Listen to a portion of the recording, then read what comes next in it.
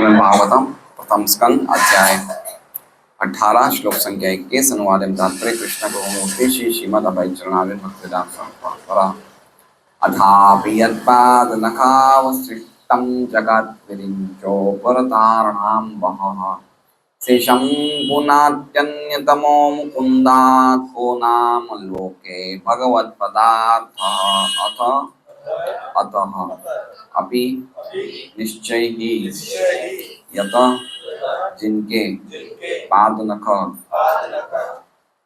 पाँव के नाखून अवशिष्टम जगत निकलते हुए जगत संपूर्ण ब्रह्मांड विरिंच ब्रह्मा जी उपरत एकत्र किया गया अर्हण पूजा अंब जल सहित ईशम शिवजी पुनाति शुद्ध करता है अन्यतमः और कौन मुकुंदात भगवान श्री कृष्ण के अतिरिक्त कह कौन। बेटा प्रणाम करो।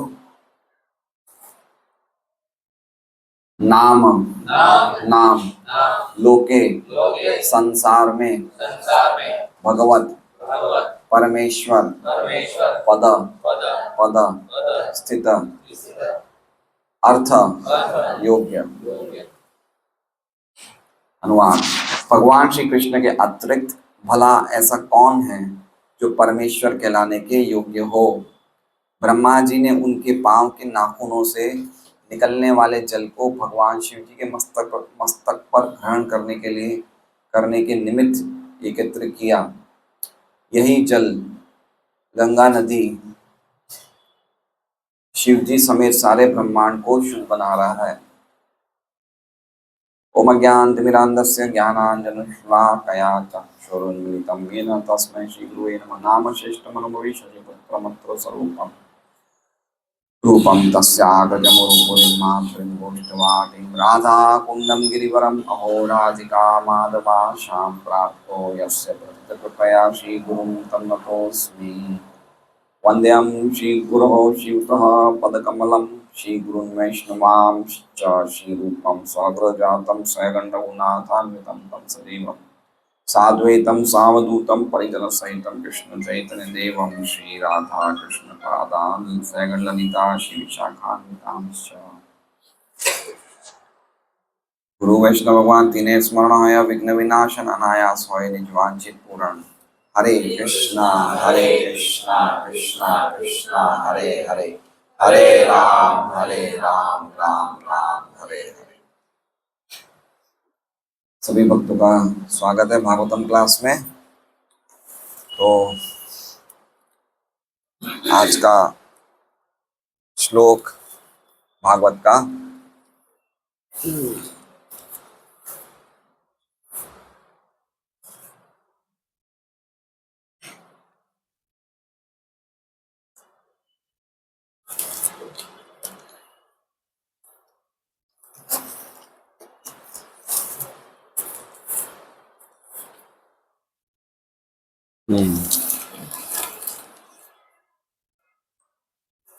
तो बहुत ही अद्भुत श्लोक है आज का।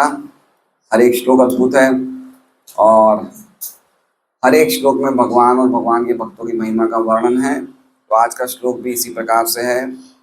हमने पिछला श्लोक जो देखा था कल वो इस प्रकार देखा था। एतावतालं ननुसूचितेन गुणैरसाम्यानतिशायिनस्य वेतरान् प्रार्थयतो विभूतेर्यस्याङ्घ्रिरेणुं जुषते न वित्सहो। सत्यनाथ प्रभु अर्थ बताइए श्लोक का। भगवान के गुणों का यदि वर्णन किया जाए तो इतना काफी है कि न तो उनके कोई बराबर है न उनसे कोई बढ़कर है। बड़े बड़े देवता जो लक्ष्मी जी का प्रार्थना करते हैं लक्ष्मी जी ने उनको भी छोड़ दिया है और भगवान के चरणों की वो सेवा करना चाहते हैं। भगवान इसकी बिल्कुल ही तो कंठस्थ कर दिया बिना बताए। अद्भुत, बहुत सुंदर, बिना देखे बिल्कुल एक लाइन में पूरा बता दिया। तो इससे पिछला श्लोक था जिसमें भगवान के अनंत गुण बताए गए, जो अनंत शक्ति संपन्न है और जो असंख्य महान गुण धारण करने के द्वारा भक्त उन्हें अनंत कहते हैं। तो उसके बाद कल के श्लोक में हमने देखा कि उनको अनंत क्यों कहा जाता है, क्या उसके आगे और कुछ वर्णन बताया है कि इतना बताना ही काफी है कि उनसे ना तो कोई बढ़कर है ना उनके कोई बराबर है।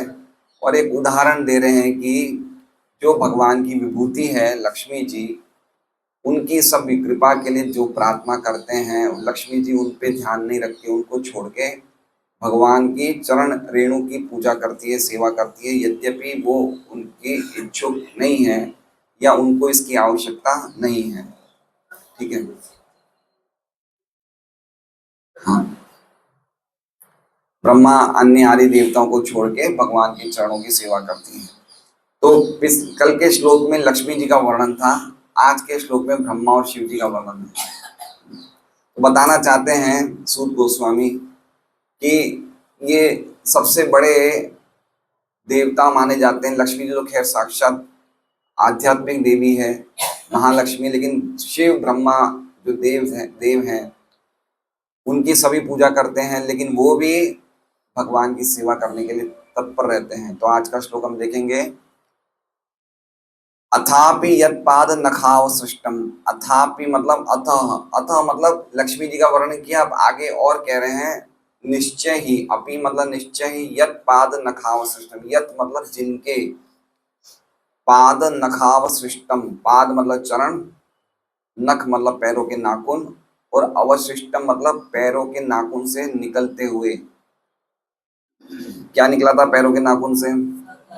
मतलब पैरों के नख से जन्म नहीं लिया था गंगा जी ने। गंगा जी तो क्या लीला है भगवान की, ये वामन देव की है ना। उन्होंने कितने क्या क्या मांगा था बलि महाराज से, कितनी भूमि मांगी थी? 3 पग भूमि मांगी थी। तो ये जो ब्रह्मांड, वामन देव ने कौन से पग पे गंगा जी का छेदन किया, ब्रह्मांड का छेदन किया? तीसरे पे, पहले पे, दूसरे पे?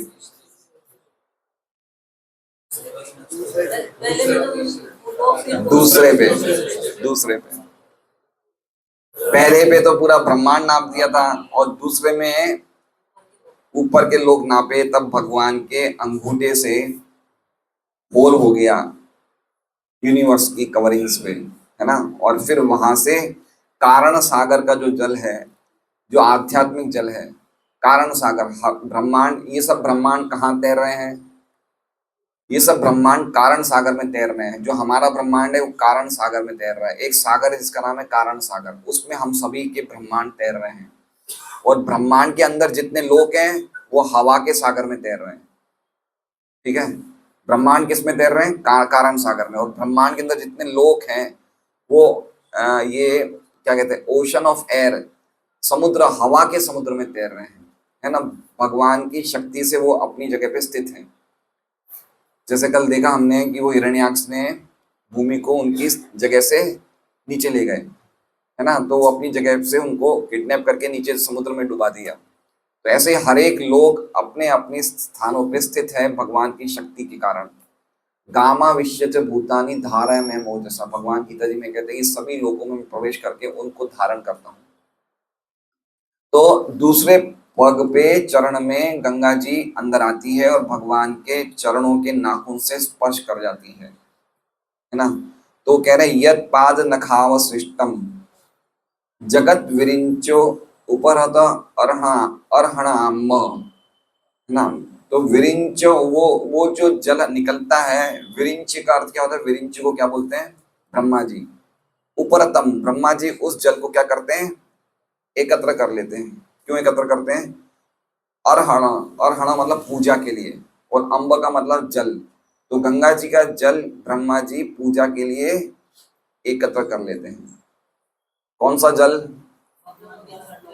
भगवान के चरणों से निकला हुआ। अब एक बात समझिए, ये चीज, ये कथा तो हमने बहुत बार सुनी होगी कि भगवान के चरणों से जल निकला, जल निकला। लेकिन किसी व्यक्ति के चरण से जल छू जाता है तो जल का हम क्या करते हैं? हम फेंक देते हैं, वो त्याज्य होता है, वो हीन होता है, वो पानी अच्छा नहीं माना जाता है। जैसे मान लीजिए कि मैं और लक्ष्मी नरसिंह प्रभु और सुरेश जी हम लोग यात्रा में गए और हमें एक ही रूम मिला, तो हम तीनों एक ही रूम में सो रहे हैं, ठीक है, एक ही बाथरूम है। मैं स्नान करके आता हूँ और मेरी बाल्टी में इतना सा जल रह जाता है। अब उसके बाद कौन जा रहा है स्नान करने? लक्ष्मी नरसिंह प्रभु। तो बाल्टी के जल का क्या करेंगे? नया जल भरेंगे ना। यद्यपि वो जल तो मैंने पैरों से तो नहीं धोया है, लेकिन कोई भी उस जल को यूज करना नहीं चाहेगा।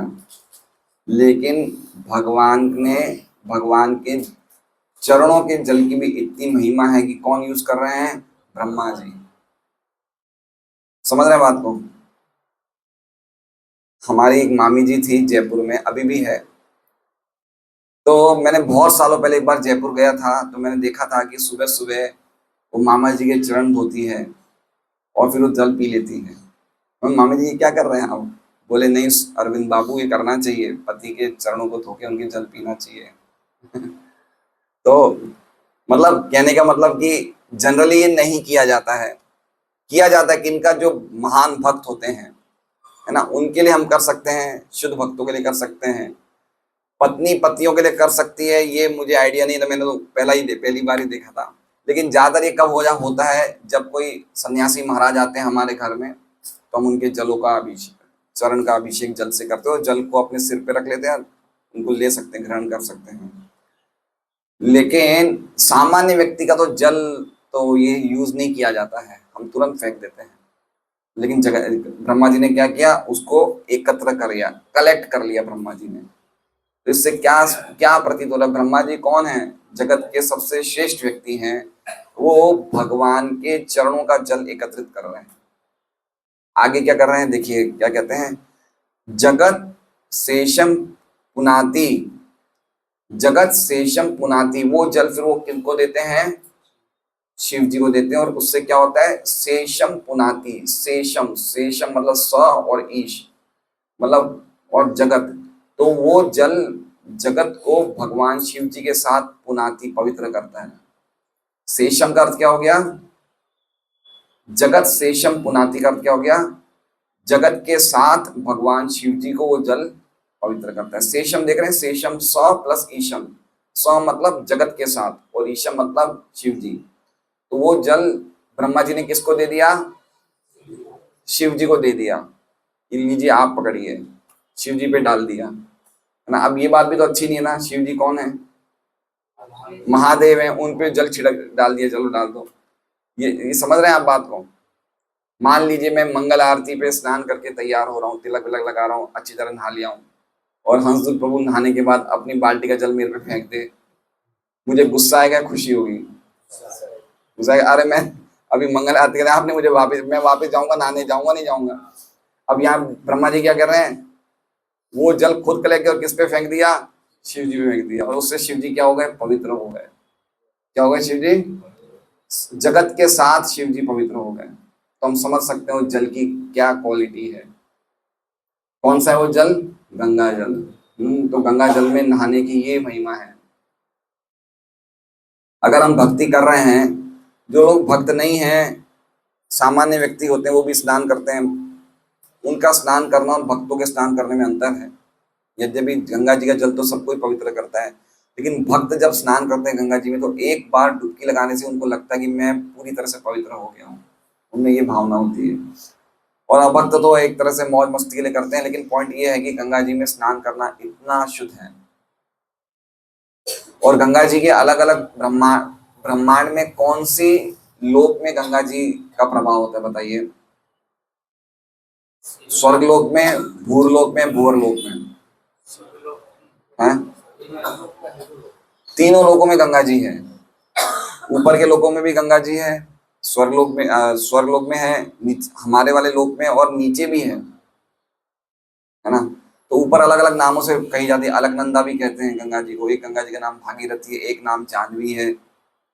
तो अलग अलग ब्रह्मांड के अलग अलग हिस्सों को गंगा जी पवित्र करती है। तो पॉइंट ये है कि गंगा जी में सबको स्नान करना चाहिए ना, बहुत ही पवित्र करने वाला स्नान है गंगा जी में। एक बार ऋषिगण वेद व्यास जी की गुफा में जाते हैं और प्रश्न पूछते हैं कि हे वेद व्यास जी, हमें प्रश्न पूछिए। हम 3 प्रश्न पूछ रहे हैं कि सबसे अच्छा युग कौन सा है, सबसे अच्छा वर्ण कौन सा है, और सबसे अच्छा लिंग कौन सा है। लिंग मतलब पुरुष या स्त्री। तो वेद व्यास जी गंगा जी में स्नान करने जाते हैं तो पहले ही डुबकी लगाते हैं और बोलते हैं सबसे अच्छा वर्ण है शूद्र। सबसे अच्छा वर्ण कौन सा होता है? ब्राह्मण होता है। वो क्या बोले हैं? सबसे अच्छा वर्ण है शूद्र। फिर दूसरी गंगा जी में डुबकी लगा के बाहर आते हैं, बोलते हैं सबसे अच्छा लिंग है स्त्री। ऐसे होता कौन सा है? पुरुष। भक्ति करने के लिए बेटर पुरुष है ना। आध्यात्मिक चीजों को समझने के लिए स्त्रियों को इतना अवसर नहीं मिल पाता है। फिर तीसरी बार गंगा जी में डुबकी लगाते फिर आते हैं, बोलते हैं सबसे अच्छा युग कौन सा है? सत्युग या त्रेता युग? कलयुग है। तो ऋषि सब चकित हो गए, बोले ये क्या बता रहे हैं आप? बोले देखो कि ब्राह्मण बनने के लिए बड़ी तपस्या करनी पड़ती है ना। बड़ी तपस्या है, बड़ा स्वच्छ रहना पड़ता है। शूद्र को क्या करना है? वो ब्राह्मणों की सेवा करके अपने आप ही उसको सफल मिल जाएगा। उसे खाली सेवा ही तो करनी है, और क्या करना है। तो सेवा करके महान भक्तों की, ब्राह्मणों की सेवा करने से अपने आप ही वो पवित्र हो जाएगा। फिर बोले ठीक है, आपने स्त्री को क्यों अच्छा बताया? बोले स्त्रियों को ना तो कोई वेदों का उच्चारण, मंत्रों का उच्चारण करना है, ना शास्त्र पढ़ने की आवश्यकता है। अपने पति की सेवा करने से अपने आप ही उसे फल मिल जाएगा, चाहे पति कैसा ही हो, है ना। पति की सेवा का इतना महत्व है स्त्रियों के लिए। खाली पति की सेवा करने से उसे सब फल मिल जाते हैं। फिर तीसरा बोला कि चलो ठीक है, ये तो समझे, लेकिन आप सत्युग भी तो बोल सकते थे, आपने कलयुग क्यों बोला? बोले कलयुग में खाली हरे कृष्णा कृष्णा कृष्णा हरे हरे, हरे राम राम राम हरे हरे, खाली इतना महामंत्र का कीर्तन करने से हम भगवान के धाम चले जाते हैं। बताइए, सतयुग में लाखों साल जियो, तपस्या करो, ध्यान करो, उससे अच्छा कलयुग अच्छा है ना। 30 40 50 साल में ही भक्तों के संग में संकीर्तन करके हमें क्या प्राप्त हो जाता है?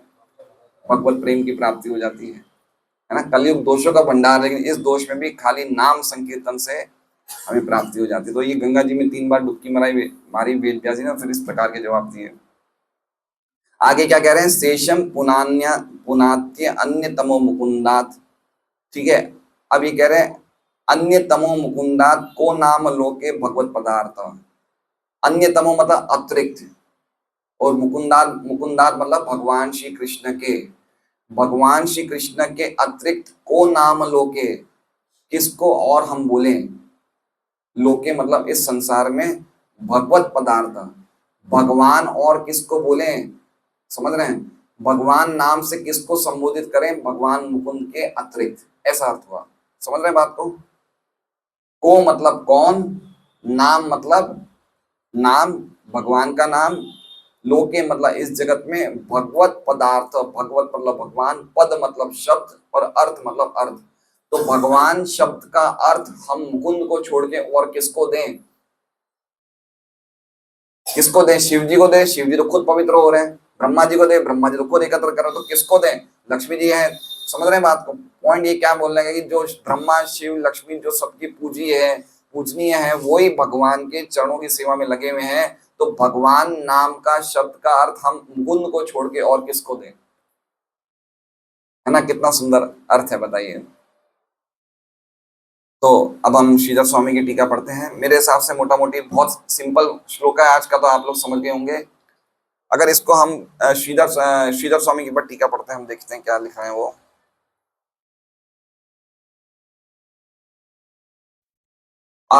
अथेत्यर्थांतरे, अथ शब्द का दूसरा अर्थ है सूचित करना। ठीक है, यस्य पाद नखावसृष्टम निसृतम अपि, जो भगवान के चरणों से निसृत होता है। निसृत मतलब निकल, छूते हुए जाता है। विरिंचो व्रतम समर्पितम महर्हाम्बो अर्घ्य उदकम ईश सहितम। विरिंची मतलब ब्रह्मा जी, उपरतम मतलब एकत्रित करते हैं। क्या करते हैं? किसके लिए? अर्घ्य। अर्घ्य को क्या बोलते हैं? पूजा का जल। अर्घ्य बोलते हैं ना, अर्घ्य। अर्घ्य क्यों? पूजा के लिए हम जो जल एकत्रित करते हैं उसे अर्घ्य बोलते हैं। और ईशम सहितम जगत पुनाति, ईशम करते हैं शिव जी, शिव जी के साथ पूरे जगत को पवित्र करता है। अब आगे नई बात बता रहे हैं, श्रीधर स्वामी कह रहे हैं विरिंचो परतम शेषम इति च तयोर अपि उपासकत्वम उक्तम। ये बता रहा है कि विरिंच, विरिंच मतलब ब्रह्मा और शिव जी के दोनों के उपासक कौन है? कौन है? भगवान मुकुंद है। ये जो इन्होंने किया, एक ने जल एकत्रित किया और एक को दूसरे में छिड़का और वो पूरा जगत पवित्र हो गया। इसका मतलब तयोर अपि उपासकत्वम, तयोर मतलब दोनों के, शिव जी और ब्रह्मा जी के उपास्य कौन है? भगवान। तस्मान मुकुंद व्यतिरिक्त, इसीलिए तस्मान मतलब इसलिए मुकुंद के अतिरिक्त को नाम भगवत पदस्यार्थ, किसको हम भगवान कहें? मुकुंद के अतिरिक्त और कौन भगवान बुलाने लायक है? स एव सर्वेश्वर इत्यर्थ। इसका अर्थ ये हुआ कि भगवान मुकुंद ही सर्वेश्वर है, सभी के ईश्वर है। विश्वनाथ चक्र ठाकुर कह रहे हैं, दोनों की टीका एक जैसी है। भगवान के नाम से किसको कहें मुकुंद को छोड़ के? वो मुकुंद जिनके चरणों के नाखूनों से जल पूरे जगत को शुद्ध करता है शिव जी के साथ, और जो ब्रह्मा जी के लिए पूजा का पानी बन जाता है। इन्होंने पूरा रिवर्स कर दिया, लेकिन अर्थ एक ही है। क्या कहा इन्होंने? कि भगवान का नाम मुकुंद के अलावा और किसको दें? भगवान का नाम मुकुंद के अलावा किसको दें? वो मुकुंद जिनके अंगूठे के नाखून से निकलता हुआ जल शिव जी के साथ पूरे जगत को पवित्र करता है और ब्रह्मा जी के लिए क्या बन जाता है? वो पूजा का जल बन जाता है। इन्होंने इस तरह से समझाया। आगे कह रहे हैं, जो भगवान के पैरों के अंगूठों से जल निकलता है वो अर्घ्य की तरह कार्य करता है ब्रह्मा जी के लिए। जो ब्रह्मा जी उपरत उसे एकत्रित करते हैं और वो पूरे जगत को शुद्ध करता है शिव जी के समेत शेषम। आगे कह रहे हैं कि भगवान शब्द का अर्थ मुकुंद को छोड़ के किसी पे भी अप्लाई नहीं हो सकता है, किसी पे भी लागू नहीं हो सकता है। मुकुंद सभी के ईश्वर है। यहाँ तक कि जो दुनिया के सब ब्रह्मांड के सबसे महान व्यक्ति लक्ष्मी, ब्रह्मा और शिव उनके चरणों की सेवा करते हैं। इसका मतलब ये है कि वो सर्वेश्वर हैं। पिछले श्लोक में शिव जी की बात बताई, इस श्लोक में ब्रह्मा जी की, शिव जी की, ये तीनों सबसे पूजनीय व्यक्ति हैं जगत में। ये अगर मुकुंद के चरणों की सेवा करते हैं, इसका मतलब मुकुंद कौन है? सर्वेश्वर है, परमेश्वर है।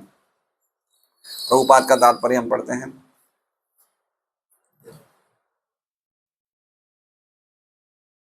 अज्ञानियों द्वारा वैदिक साहित्य में अनेक देवों की अवधारणा सर्वथा भ्रांत है। ठीक है, इसमें इंग्लिश में क्या लिखा है? अनेक देवों की अवधारणा है। हाँ, कंसेप्शन ऑफ मेनी गॉड्स। इसका अर्थ क्या है कि जो अज्ञानी हैं वो वैदिक साहित्य का गलत अर्थ निकालते हैं और कहते हैं कि इस दुनिया में बहुत सारे भगवान हैं। तो प्रभुपाद कहते हैं ये एक सर्वथा भ्रांत है, भगवान एक ही है ना? अलग अलग देवता है लेकिन भगवान एक ही है। तो भगवान एक एवं अद्वितीय है, लेकिन वे अनेक प्रकार से अपना विस्तार करते हैं और इसकी पुष्टि वेदों में होती है।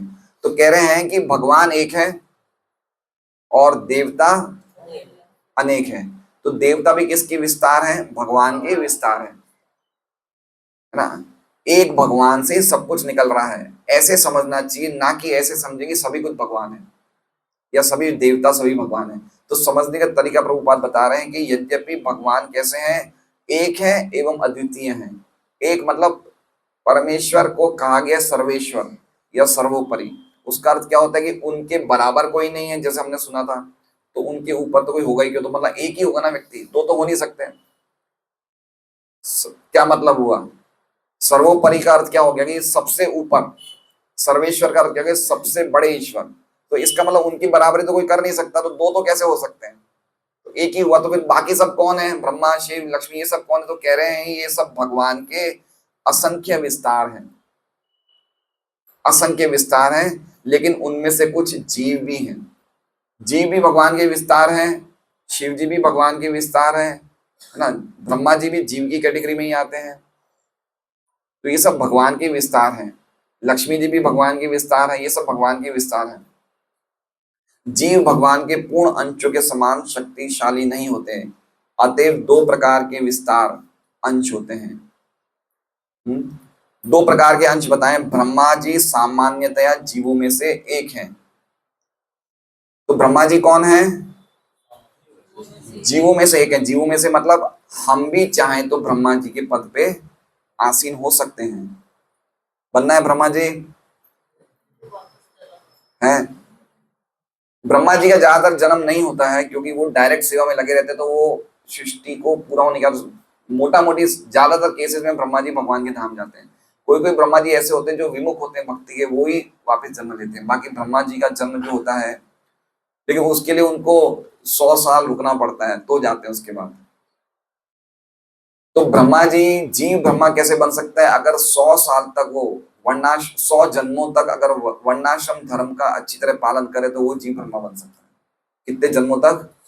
100 जन्मों तक बिना कोई दोष के वर्णाश्रम धर्म का प्रॉपर वर्ण और आश्रम का अच्छी तरह से पालन करे। वर्ण और आश्रम मतलब जो भी वर्ण में व्यक्ति है, जो भी आश्रम में व्यक्ति है, उन चीजों को, रूल्स एंड रेगुलेशंस को फॉलो करता है। कितने जन्मों तक? 100 जन्मों तक। तो उसको क्या पद मिल जाएगा? ब्रह्मा जी का पद मिल जाएगा। इसलिए कह रहे हैं कि जीव ब्रह्मा जीव है। आगे क्या कह रहे हैं? और शिव जी भगवान तथा जीवों के बीच माध्यम स्वरूप है। तो शिव जी की जो स्थिति है वो अलग है। वो क्या अलग है? वो ब्रह्मा जैसी शिव जी की स्थिति नहीं है। ब्रह्मा जी से थोड़ी हाई क्वालिटी की शिव जी की स्थिति। तो इसलिए शिव जी को जीव नहीं कहा जाता है। शिव जी हमारे जैसे जीवात्मा नहीं है, हमारे जैसे सामान्य आत्मा नहीं है। शिव जी का क्या रोल है? देखिए, अगर हम चैतन्य चैतन्य पढ़ेंगे तो बहुत सुंदर सनातन गोस्वामी को शिक्षा दे रहे हैं। भगवान जब ये सृष्टि करते हैं, जब ये भौतिक जगत को बनाते हैं, तो किसको देखते हैं? प्रकृति को। तो भगवान जो आंख से दृष्टिपात करते हैं प्रकृति पे, वो दृष्टिपात शिव जी है। समझ रहे हैं? वो दृष्टिपात किसको किसको छूती है? प्रकृति को। तो भगवान डायरेक्ट प्रकृति को स्पर्श नहीं करते। महाविष्णु सीधा सीधा प्रकृति को, भौतिक प्रकृति को या बहिरंगा माया को स्पर्श नहीं करते। वो कैसे स्पर्श करते हैं? अपनी दृष्टिपात के द्वारा। वो दृष्टिपात क्या है? वो शिव जी है। मतलब शिव जी भगवान का वो रूप है जिसके द्वारा भगवान माया को छूते हैं। समझ रहे? तो शिव जी क्या हुए? मतलब एक तरह से भगवान ही हुए ना भाई। भगवान का वो रूप है जिससे कि वो माया को छूते हैं, क्योंकि डायरेक्ट कृष्णा या विष्णु इतने शक्तिशाली होते हैं कि माया उन पे कोई भी प्रकार का प्रभाव नहीं कर सकती है।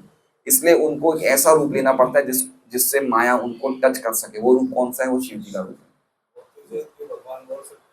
है। भौतिक जगत के भगवान है। यस, भौतिक जगत के परमेश्वर हम शिव जी को, दुर्गा जी को बोल सकते हैं। इसलिए बहुत अच्छा तात्पर्य, तो मैं वो बुक लाने वाला था, चेतन चर्चा में लाना भूल गया। तो उसमें कहा गया जो शिवलिंग होता है वो शिव जी के और दुर्गा जी की जननेंद्रियों का संयोग होता है, जिससे भौतिक जगत की सृष्टि होती है। और शिव जी को ये भी बताया गया है गीता जी के 14वें अध्याय के 4थे श्लोक में शिव जी का वर्णन है। बहुत सुंदर श्लोक है। और वो श्लोक बता रहे हैं कि जगत में जितने भी जीव हैं उनके माता पिता भगवान कृष्ण खुद हैं। सर्वयोनिषु कौन्तेय मूर्तयः संभवन्ति तासाम ब्रह्म महल योनिर अहम बीज प्रदो पिता। तो इस जगत में सभी जीवों का बीज देने वाला मैं पिता हूँ। शिव भगवान कृष्ण बोल रहे हैं मैं पिता हूँ। तो वो पिता कौन है? वो शिव जी है। जगत में पिता का काम कौन कर रहे हैं? भौतिक जगत में शिव जी कर रहे हैं। डायरेक्ट कृष्ण नहीं कर रहे, लेकिन वो कृष्ण का ही एक रूप है जो जगत को छूता है। तो ये शिव जी की विशेष स्थिति, इसलिए शिव जी को जीव नहीं कहा जा सकता। लेकिन फिर भी शिव जी को कैसे समझ सकते हैं कि यद्यपि जीव नहीं है लेकिन विष्णु भी नहीं है। क्यों विष्णु नहीं है? क्योंकि विष्णु रूप में माया उनको स्पर्श नहीं करती, लेकिन शिव रूप में करती है। इसलिए ना तो जीव है ना विष्णु है ना। इसलिए उनकी एक विशिष्ट स्थान है शिव जी का। इसलिए विष्णु की सेवा करने से, विष्णु की भक्ति करने से मोक्ष प्राप्त होता है, लेकिन शिव जी की भक्ति करने से मोक्ष या सेवा करने से मोक्ष प्राप्त नहीं होता है। शिव जी चूंकि माया को छूते हैं, इसलिए जो शिव जी की पूजा करता है उनको माया से द्वारा सभी सुविधाएं प्राप्त हो जाती हैं ना। माया 3 गुणों वाली माया है, तो जो शिव जी की पूजा करेगा उसे इस जगत में सब सुख बहुत मिलेंगे उसे, लेकिन जगत से बाहर निकालने का काम शिव जी का नहीं है। ये बहुत अच्छी तरह समझना चाहिए इस बात को है। शिव जी का प्रलय, शिव जी तो प्रलय तो नहीं होता है, लेकिन वो अपने स्थान में चले जाते हैं। कैलाश शिव लोक है जो ऐसे है जैसे ये भौतिक जगत है, फिर उसके ऊपर महेश लोक है, महेश लोक के ऊपर वैकुंठ लोक है, वैकुंठ के ऊपर द्वारका है, द्वारका के ऊपर मथुरा है, मथुरा के ऊपर वैकुंठ के ऊपर द्वारका है, द्वारका के ऊपर अयोध्या नहीं, वैकुंठ के ऊपर अयोध्या है, अयोध्या के ऊपर द्वारका है, द्वारका के ऊपर मथुरा है, मथुरा के ऊपर गोलोक। ऐसे है महेश लोक। महेश लोक में भी क्या कहते हैं, हाँ शिव जी निवास करते हैं महेश लोक में, शिव जी रहते हैं।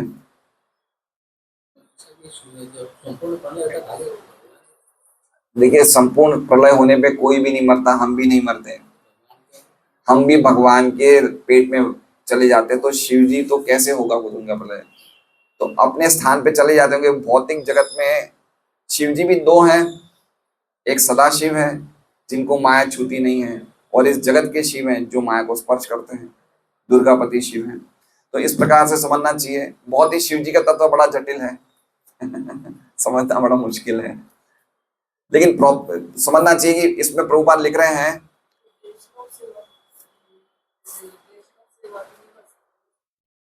शिव जी की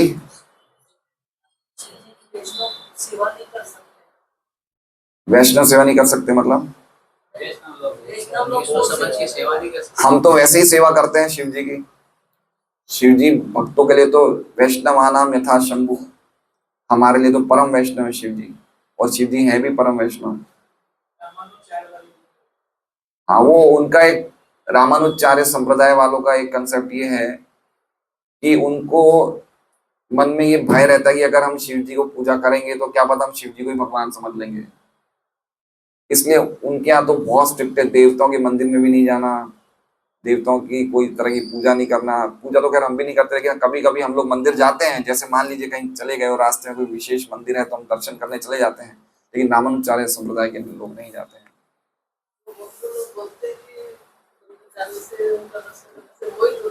हम वही मैं कह रहा हूँ, उनको हम भगवान समझ लेते हैं, उनसे मोहित हो जाते हैं, इसलिए वो लोग नहीं जाते हैं।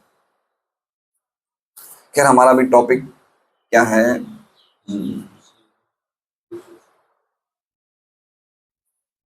दूसरे शब्दों में, हाँ, और शिव जी भगवान तथा जीवों के बीच माध्यम स्वरूप है। दूसरे शब्दों में ब्रह्मा जी तथा शिव जी भी जो देवताओं में अग्रणी हैं, भगवान विष्णु के तुल्य या उनसे बढ़कर नहीं है। लक्ष्मी देवी तथा ब्रह्मा एवं शिव जैसे शक्तिमान देवता विष्णु अथवा भगवान कृष्ण की आराधना में लगे रहते हैं। अतएव मुकुंद भगवान कृष्ण के अतिरिक्त और कौन अधिक शक्तिशाली हो सकता है जो यथार्थ रूप में पूर्ण पुरुषोत्तम भगवान कहला सके।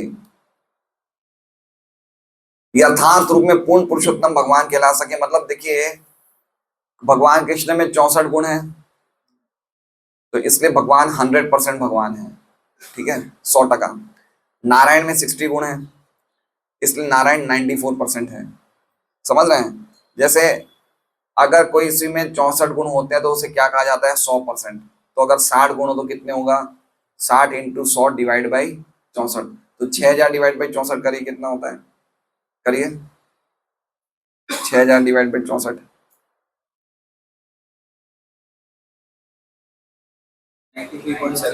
93.7 कितना हुआ, 94। और शिव जी में 55 होते हैं, तो शिव जी को शायद 86% कहा जाता है। देखिए करिए 64 है तो 100 है तो 86 तो कितना, 80 नहीं 55 × 100 भागा 64, 5500 भागा 64 कितना है, 86 है ना। और ब्रह्मा जी का शायद 78 है, ब्रह्मा जी में 50 है। अब करिए 5000 डिवाइड बाई 64 करिए, 78। तो प्रभुपाद ने पहले ये सब परसेंटेज लिख दिया, एक बुक में लिखा है प्रभुपाद ने कि ब्रह्मा 78% भगवान की क्वालिटी लेते हैं, शिव जी 86%, नारायण 94% और कृष्णा 100%। और हम जीवात्मा में हमारे पास 78% क्वालिटीज आ सकती है, लेकिन बहुत ही छोटी छोटी क्वांटिटी में, बिल्कुल छोटी क्वांटिटी में। हम 78% क्वालिटी तक प्राप्त कर सकते हैं, शिव जी तक नहीं जा सकते। 78% हमारे में आ सकते हैं, लेकिन बिल्कुल छोटी मात्रा में, पूरी मात्रा में नहीं। भगवान के पास ये 78% गुण पूरी मात्रा में है, शिव जी के भी गुण पूरी मात्रा में, नारायण के भी गुण पूरी मात्रा में, खुद के जो 4 एक्स्ट्रा गुण है वो तो है ही है ना। तो ऐसे समझ, तो शिव जी के 5 एक्स्ट्रा गुण क्या है कि वो भी परमात्मा है, सबके हृदय में वो भी वास करते हैं, उनका शरीर भी सच्चिदानंद है, वो भी सब जगह है। तो इस प्रकार के 5 गुण शिव जी में जो ब्रह्मा जी में नहीं है, और 5 गुण नारायण में एक्स्ट्रा जो शिव जी में नहीं है। वो कौन से हैं कि नारायण के शरीर से असंख्य ब्रह्मांड निकलते हैं, शिव जी के शरीर निकलते हैं, और नारायण जिसको मारते हैं उसको भी मोक्ष मिल जाता है। तो ये सब कुछ एक्स्ट्रा गुण है जो शिव जी में नहीं है। और 4 गुण कृष्ण में एक्स्ट्रा जो नारायण में नहीं है।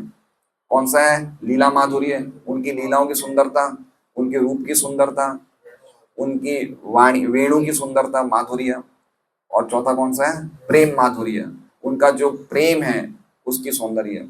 तो ये 4 गुण नारायण के पास भी नहीं है, इसलिए कृष्ण को 100%, कृष्ण नारायण एक ही है, लेकिन फिर भी रसों के हिसाब से कृष्ण 100% है, इस तरह से समझा दिया। तो यही कह रहे हैं कि, ये बता रहे हैं कि अतः भगवान के अतिरिक्त और कौन अधिक शक्तिशाली हो सकता है जो यथार्थ रूप में पूर्ण पुरुषोत्तम भगवान कहला सके। तो कितना साइंटिफिकली प्रभुपाद बता रहे हैं, हमारे शास्त्र बता रहे हैं कि अल्टीमेटली हमें किनकी पूजा करनी चाहिए। यद्यपि चलिए हमें लगता है कि हम, जैसे मान लीजिए हम शिव जी के पास जा रहे हैं, जैसे अभी सब लोग कावड़ उठा के जाते हैं, अभी देख रहे हैं हम सावन का महीना है ना, मंडे को वो लोग एक डीजे में जाएंगे और नाचते कूदते जाते हैं, ठीक है। लेकिन वो करने से हमें लाभ क्या मिलेगा बताइए? हो सकता है हमें कुछ थोड़े बहुत हमारे कुछ फायदे हो जाएं, लेकिन हमारी प्रॉब्लम तो सॉल्व नहीं हुई ना। इसलिए शास्त्र ये बताते हैं कि अल्टीमेटली भगवान मुकुंद की ही भक्ति करनी चाहिए और किसी की तरफ मुड़ना नहीं चाहिए। शास्त्रों का, पर्टिकुलरली गीता का और भागवत का निचोड़ है। गीता में तो भगवान 2-3 श्लोकों में बोलते हैं कि कामेस्ते स्थिरतो ज्ञाना प्रपद्यन्ते अन्य देवता, जिसकी बुद्धि भौतिक इच्छाओं द्वारा मारी गई वो देवताओं की शरण में जाते हैं ना। तो अल्टीमेटली पॉइंट ये है कि इन सबको जो पावर मिल रहा है वो कृष्ण से ही मिल रहा है। कह रहे हैं मुकुंद से शक्तिशाली कौन हो सकता है? तो हम देख रहे हैं शिव जी हैं, ब्रह्मा जी हैं, वो उनको पवित्र कर रहे हैं मुकुंद। तो क्या क्वालिटी होगी भगवान की? तो ये हम इस तरह से भगवान के गुणों के बारे में चर्चा कर रहे हैं। लक्ष्मी जी, ब्रह्मा जी तथा शिव जी स्वतंत्र रूप से शक्तिमान नहीं हैं, वे परमेश्वर के विस्तार रूप में ही शक्तिमान हैं। विस्तार रूप में ही शक्तिमान है कि चूंकि वो परमेश्वर के विस्तार है इसीलिए ही शक्तिमान है, उनकी स्वतंत्र कोई शक्ति नहीं है ना। परमेश्वर के विस्तार होने के कारण सभी शक्तियां उन्हें परमेश्वर से मिल रही है। हम देख सकते हैं, कल देखिए हिरण्यकश्यप ने ब्रह्मा जी की पूजा करी तो कितना शक्तिशाली हो गया। ब्रह्मा जी की पूजा करने से वो व्यक्ति इतना शक्तिशाली हो गया। अब कौन कौन ब्रह्मा जी की पूजा करने में लगेगा? पूरी दुनिया को हिला के रख दिया। शिव जी की रावण ने करी थी, रावण कितना शक्तिशाली था, लेकिन अल्टीमेटली भगवान के द्वारा एक झटके में मारे जाते हैं। पॉइंट यही है कि भगवान की ही सेवा होनी चाहिए। और ये तीनों का एग्जाम्पल बता रहे हैं, शिव जी का, लक्ष्मी जी का, ब्रह्मा जी का, कि ये लोग भी भगवान की सेवा कर रहे हैं। वे सभी भगवान की प्रेममय दिव्य सेवा में लगे रहते हैं और उन्हीं की तरह सारे जीव भी। भगवान के पूजक भक्तों के 4 संप्रदाय हैं। अब ये बात प्रभुपाद क्यों लिख रहे हैं कि पूजक भक्तों के 4 संप्रदाय। 4 संप्रदाय मतलब ये 3 तो इनसे संबंधित है, शिव जी से, ब्रह्मा जी से और लक्ष्मी जी से। इसलिए इस बात को जोड़ रहे हैं कि इन्होंने तो सेवा करी ही करी पाप, लेकिन इसके बावजूद इन्होंने अपना एक प्रचार पार्टी भी बनाई है। क्या पार्टी बनाई है? प्रीचिंग मूवमेंट, प्रीचिंग संप्रदाय बनाई है। किन्होंने? शिव जी ने भी बनाई है, ब्रह्मा जी ने भी बनाई है, लक्ष्मी जी ने बनाई। क्यों? क्योंकि जो उन्होंने किया वो चाहते हैं कि उस चीज को अनुसरण करते करते दूसरे लोगों का भी कल्याण हो। तो ये क्या, ये आचार्य हैं, शिव जी, ब्रह्मा जी, लक्ष्मी जी आचार्य हैं, भक्ति के आचार्य हैं ना। इन्होंने संप्रदाय चालू करी कि भाई डायरेक्ट भगवान तक पहुंचना संभव नहीं है, लेकिन हम जो रूल्स एंड रेगुलेशंस बनाते हैं आप उसको फॉलो करो तो आपका कल्याण हो जाएगा। इसलिए इनकी तीन संप्रदाय है, जो क्रमशः, जिनमें ब्रह्म संप्रदाय, रुद्र संप्रदाय तथा श्री संप्रदाय, जो क्रमशः ब्रह्मा, शिव तथा लक्ष्मी से प्रत्यक्ष आते हैं। ठीक है, तो इन्होंने एक संप्रदाय का मतलब पता है, संप्रदाय, संप्रदाय मतलब संपूर्ण ज्ञान प्रदान करना। संप्रदाय का अर्थ ये नहीं कि भाई ये मेरी संप्रदाय तुम्हारी, संप्रदाय का अर्थ ये होता है कि पूरा पूरा ज्ञान जो व्यक्ति इस संप्रदाय में जुड़ा है उसको प्रदान करना। तो बिना संप्रदाय में आए हुए हमारी भक्ति फलित नहीं होगी। बिना संप्रदाय में आके हम लोग आध्यात्मिक जीवन में प्रगति नहीं कर सकते हैं। संप्रदाय के बिना जो भी हम मंत्र देते हैं उसका कोई फल नहीं है, निष्फला है। इसलिए संप्रदाय में जुड़ने का ये अद्भुत है। देखिए कितने लोग होशियार होते हैं, कितने एक्स्ट्राऑर्डिनरी इंटेलिजेंट होते हैं, कितनी बुद्धि चलती है, लेकिन सामान्य आध्यात्मिक चीजों को भी नहीं समझ पाते हैं। क्यों नहीं समझ पा रहे बताइए? वो एक प्रामाणिक संप्रदाय में किसी के मार्गदर्शन में नहीं है, इसलिए उनको एक सामान्य चीज जो हम समझ रहे हैं कि ये भौतिक जगत परेशान कर रहा है, जन्म मृत्यु का चक्कर है, हम शरीर नहीं, इतनी बातें भी नहीं समझ पाते। तो समझ रहे हैं कि संप्रदाय की कैसे शक्ति, हमें गुरु परंपरा से किस प्रकार आध्यात्मिक शक्ति प्राप्त होती है। तो इन्होंने 3 संप्रदाय शुरू करी है। इन तीनों के अतिरिक्त एक चौथा संप्रदाय है, कुमार संप्रदाय, जो आता है सनत कुमार से, चारों कुमार से। तो 4 संप्रदाय हैं। ये चारों मूल आज भी भगवान की दिव्य सेवा में लगे हुए हैं, और ये सभी घोषित करते हैं कि भगवान कृष्ण या मुकुंद ही पूर्ण पुरुषोत्तम परमेश्वर है, और अन्य कोई व्यक्ति न तो उनके समान है न उनसे बढ़कर है। तो 4 संप्रदाय आज भी हैं। रुद्र संप्रदाय कौन सी हो गई? जिनमें बड़े आचार्य हुए जिनका नाम था विष्णु स्वामी, और श्रीधर स्वामी जो भागवत के टीकाकार है वो भी मेरे हिसाब से इसी संप्रदाय में थे, है ना। तो ये हो गई रुद्र संप्रदाय जो भगवान शिव जी से चालू हुई, ठीक है। और ब्रह्मा जी से चालू हुई ब्रह्म संप्रदाय, जिसमें जैसे इसमें विष्णु स्वामी हुए, तो ब्रह्म संप्रदाय में कौन हुए हैं? मध्वाचार्य, है ना। मध्वाचार्य हो, जिन्होंने स्वयं वेद व्यास जी से दीक्षा ली हिमालयों में बद्रिकाश्रम में जाके। तो उन्होंने इस प्रकार भगवान की शिक्षाओं को आगे किया। और इसी प्रकार से श्री संप्रदाय में कौन हुए बड़े आचार्य? रामानुज संप्रदाय, जिसने लक्ष्मी जी की शिक्षाओं को आगे जनता तक पहुंचाया, है ना। और कुमार संप्रदाय में कौन हुए? निम्बार्काचार्य, जिन्होंने भगवान की सेवा कैसे करनी चाहिए आगे। तो 4 संप्रदाय से कनेक्टेड होना चाहिए हमें, तो ही हम भगवान की सेवा को समझ सकते हैं उसको, और वो भगवान स्वीकार करेंगे। भगवान को स्वीकार करना पड़ेगा मतलब वो ऐसे नहीं है कि वो डिपेंडेंट है, लेकिन ये चारों पे कृपा करके उनकी सेवा स्वीकार करते हैं। तीनों का तो नाम ले ही लिया, ब्रह्मा, शिव, लक्ष्मी और 4 कुमार। तो आचार्यों की ये शक्ति होती है कि यद्यपि हम कृष्ण तक नहीं पहुंच सकते, लेकिन आचार्य अगर कोई मार्ग को हमारे लिए बताते हैं और उसको हम फॉलो करते हैं तो कृष्ण स्वीकार करेंगे ना। आचार्य एक मार्ग छोड़ जाते हैं जिसको सामान्य व्यक्ति डायरेक्ट जाएगा तो नहीं पहुंच पाएगा, तो लेकिन एक मार्ग पे चले तो हम पहुंचेंगे। जैसे हमारे आचार्य प्रभुपाद हमें बताते हैं, भाई आप 4 नियमों का पालन करो, 16 माला करो, हरे कृष्णा कृष्णा कृष्णा हरे हरे, हरे राम राम राम हरे।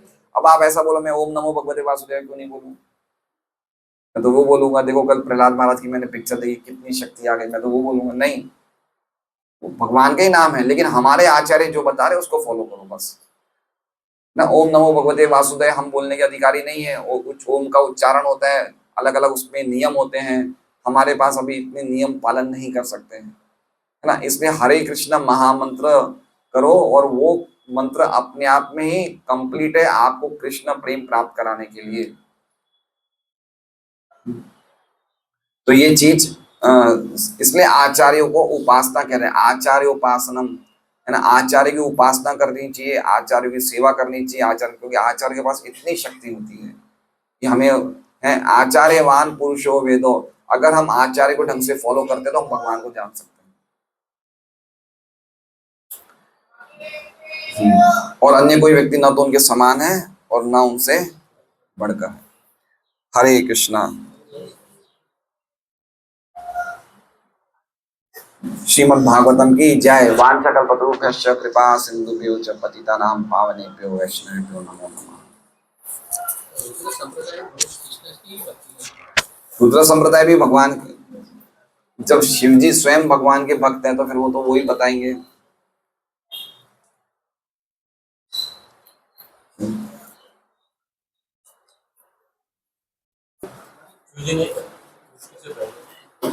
सृष्टि से पहले थे ना शिव जी, सृष्टि से पहले थे, लेकिन जनरली शिव जी सदाशिव रूप में थे। स्वयं भगवान का ही एक रूप है महाविष्णु, लेकिन भौतिक जगत में उनका एक रोल अलग होता है। वो इस जगत के जीवों के पिता बनते हैं, उनको सृष्टि करते हैं। तो वो सदाशिव सदाशिव भी एक शिव जी का रूप है। वो जो माया को बिल्कुल नहीं छूते, वो सदाशिव है। वो सदाशिव लोक है, वो भी एक लोक है, वहां विराजमान रहते हैं। वो विष्णु तत्व है सदाशिव। लेकिन ये जो जगतपति, ये जो दुर्गापति शिव है, ये विष्णु तत्व नहीं है। ये सब ये गोलोक चार्ट में आए थे गोकुल चंद्र प्रभु, उन्होंने बहुत अच्छा समझाया था ये सब बातें। हाँ, ब्रह्म मध्व गौड़ीय संप्रदाय मध्वाचार्य से ही आ रहा है, लेकिन मध्वाचार्य के प्रॉपर प्रिंसिपल्स हम फॉलो नहीं करते हैं, यद्यपि आ रही उसी संप्रदाय से। जो मध्वाचार्य के उडुपी में जो प्रिंसिपल्स है वो हम फॉलो नहीं करते, यद्यपि हम आ रहे हैं उस संप्रदाय से, क्योंकि हमारे मध्वाचार्य के बाद आए माधवेंद्रपुरी।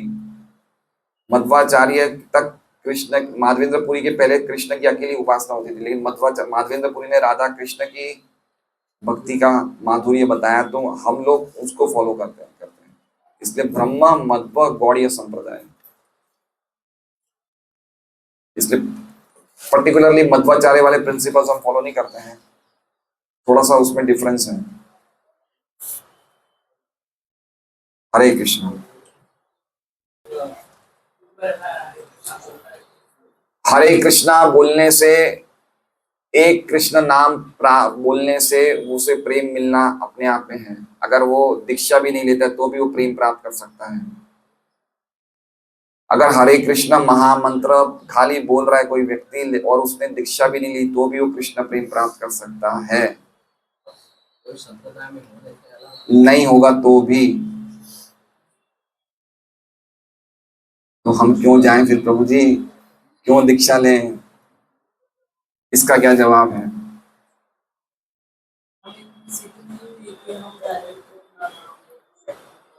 इसका प्रश्न ऐसा है, इसका उत्तर ऐसा है कि भौतिक जगत में हम ये जब भौतिक शरीर धारण करते हैं तो हमारे में इतने दोष होते हैं, इतने दोष होते हैं, हमारा शरीर इतना दूषित होता है कि जब तक एक हम प्रामाणिक गुरु से दीक्षा नहीं लेंगे तब तक हमें वो मंत्र जो है हम पे काम नहीं करेगा। नहीं तो जो एक्चुअली में हरे कृष्ण महामंत्र किनके लिए है? ये मुक्त आत्माओं के लिए। किनके लिए है? मुक्त आत्मा जो मुक्त हैं। जैसे प्रहलाद महाराज कल मुक्त थे, वो एक नाम ले रहे थे तो क्या क्या कर रहे थे, है ना? तो हम लोग मुक्त नहीं हैं, तो एक कृष्ण नाम से प्रेम हो जाता है, तो हमें तो नहीं हो रहा है। क्यों? क्योंकि हम बहुत डिस्टर्ब है माइंड में, शरीर में बहुत कंटेमिनेशन है, बहुत गंदगियां हैं। इसलिए एक प्रामाणिक गुरु के मार्गदर्शन में दीक्षा लेके हमारी बहुत जल्दी से शुद्धिकरण होता है। इसलिए हमें दीक्षा लेना चाहिए। इसलिए लेना चाहिए। भौतिक जगत में ज्यादातर सबको ही दीक्षा लेनी चाहिए, क्योंकि सभी लोग भौतिक शरीर में है, तो भौतिक शरीर के कारण उनका मन परेशान है, शरीर दूषित रहता है, हर प्रकार से उनमें दोष ही दोष है। इसलिए दीक्षा लेने का विधान है कि उनको महामंत्र का जप करने से कल्याण हो जाएगा। बाकी ऐसे लोग अगर देखा जाए तो महामंत्र अपने आप में काफी दीक्षा की कोई आवश्यकता नहीं। सब विश्वनाथ चैतन्य चैतन्य में लिखा है कि महामंत्र भगवान का नाम कोई दीक्षा पे डिपेंडेंट नहीं है, वो अपने आप में ही काफी है। लेकिन हमारी वो स्थिति नहीं है। हमारी स्थिति तो झपकी वाली स्थिति है। हम क्या नाम लेंगे बताइए? नाम नहीं ले सकते, हम लोगों के हृदय से शुद्ध नाम निकल ही नहीं सकता है। हम तो मुंह से नाम ले रहे हैं, हृदय से कहाँ ले रहे हैं। तो बहुत क्वालिफिकेशन चाहिए भगवान का नाम लेने का। तो वो गुरु के मार्गदर्शन में हम सीखते हैं। हमने अभी पढ़ा ना 2 श्लोक पहले, को नाम तस्य गणतो, एक श्लोक था ना कि वो व्यक्ति का तो कहना ही क्या जो एक शुद्ध भक्त के मार्गदर्शन में नाम ले रहा है।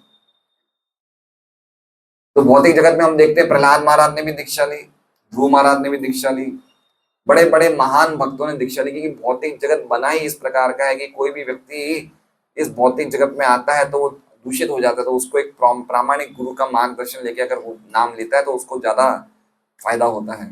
और इन भगवान कृष्ण ने, भगवान राम ने, चैतन्य महाप्रभु ने, सबने ही गुरु स्वीकार किया, ये बताने के लिए कि हर एक को गुरु स्वीकार करना चाहिए।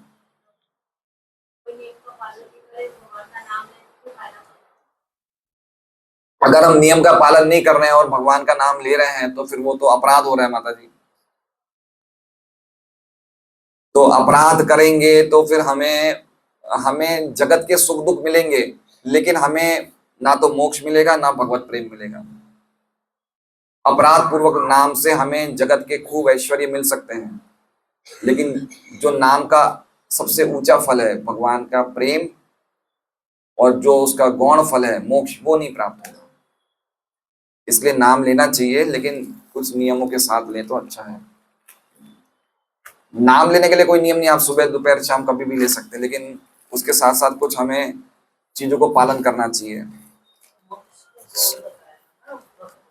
हाँ, सभी सभी लोग देखिए, सभी लोगों ने तपस्या करी नाम के साथ, है ना। हम देखते हैं ध्रुव महाराज ने नाम लिया लेकिन साथ में तपस्या करी, प्रचेताओं ने नाम लिया लेकिन साथ में समुद्र में 10,000 साल तपस्या करी।